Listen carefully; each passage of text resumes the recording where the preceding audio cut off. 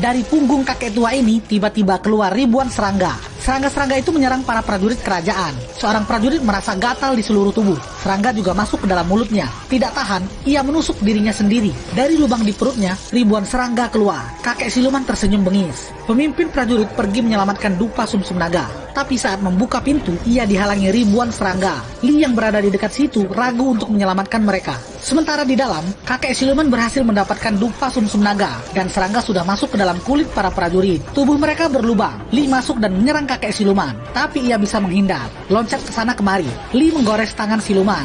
Kotak sumsum naga terlempar. Mereka adu jotos. Lee akhirnya berhasil mencekik leher siluman. Ia lalu menusuk perutnya. Kakek siluman koin. Tiba-tiba serangga-serangga yang ada di situ hilang. Lee mengembalikan dupa sumsum naga pada pasukan kerajaan. Di istana, kaisar sedang mengolah kayu. Kasim jahat mencoba mempengaruhi pikiran kaisar untuk menghukum orang tidak bersalah. Kaisar tidak mendengar. Tiba-tiba keluar darah dari kayu. Kaisar ketakutan dan pergi. Kasim jahat kesal dan bersumpah akan menghancurkan kaisar jika nanti mendapat dupa sumsum naga. Pengawal rahasia kerajaan mengajak Lee untuk bergabung menjaga dupa sumsum naga. Lee pun bersedia. Mereka tiba di sebuah penginapan. Tapi di sana Lee malah diintimidasi oleh para prajurit. Pria gondong ini tersenyum misterius. Tiba-tiba pintu di belakang pasukan ini terbuka satu persatu. Pria gondong menggerakkan tangannya. Tiba-tiba darah mengalir dari pintu dan jendela di ruangan itu. Seperti air bah. Para prajurit mencoba lari, tapi malah terpleset dan terjatuh ke genangan air yang ternyata dalam seperti sungai. Mereka tenggelam satu persatu. Siluman kemudian menghabisi seorang prajurit. Lee ingin menolongnya tapi sudah tenggelam.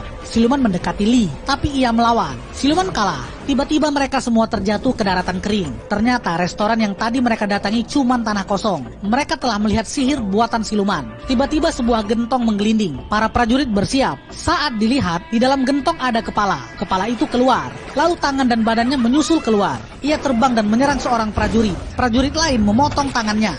Tapi tangannya bisa tumbuh lagi, bahkan terus tumbuh sampai ribuan. Terus tumbuh tinggi dan mengincar panglima. Seorang prajurit menghalau, tapi ia malah ditarik oleh tangan-tangan itu. Prajurit itu tenggelam dalam lautan tangan. Lee tahu siluman itu menginginkan dupa sumsum naga. Ia minta panglima menyerahkan padanya. Ia lalu mengalungkan dupa pada seorang prajurit. Prajurit itu segera ditarik monster tangan. Saat itulah Lee membungkuk. Panglima menginjak punggung Lee, lalu melompat tinggi dan menghunuskan pedangnya ke siluman tangan. Tiba-tiba ribuan tangan itu berkurang secara drastis. Siluman tangan pun koin.